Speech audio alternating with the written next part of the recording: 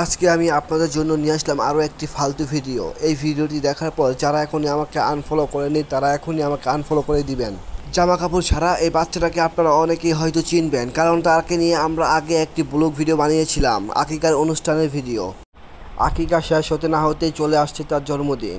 আজকের এই জন্মদিনের অনুষ্ঠান 12টা বাজানোর জন্য আমি একাই যথেষ্ট। এখনকার বাচ্চাগুলো এটাও জানে না যে কীভাবে বেলুনগুলো ফুলাতে হয়। যাই হোক, এখন আমরা অনুষ্ঠান শুরু করার দিকে এগিয়ে যাব। তো অনুষ্ঠান শুরু করার জন্য আমরা সবাইকে ডেকে নিয়ে আসলাম। এখানে দেখা যাচ্ছে ইয়ামিনকে, সে ল্যাংটা থেকে এখন পাঞ্জাবি পরে ফেলেছে। তো সে এখন তার মায়ের কোলে, বাবার কোলে থেকে সে তার মায়ের কোলে চলে আসছে। ইয়ামিন কিছুই বুঝে ওঠার আগেই আমরা জন্মদিনের পার্টি শেষ করে ফেলবো। এই দিকে আমি প্রচুর ক্ষুধার্ত, কিন্তু লোকলজ্জে আমি কাউকে বলতে পারছি না।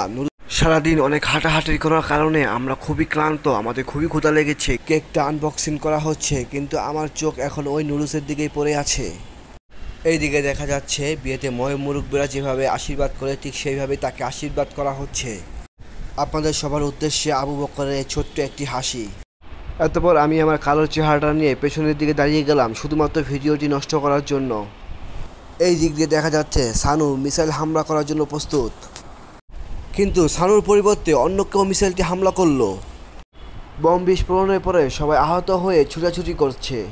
এখন আমিও খেতে চলে যাব। আল্লাহ হাফেজ, ভালো থাকবেন সবাই।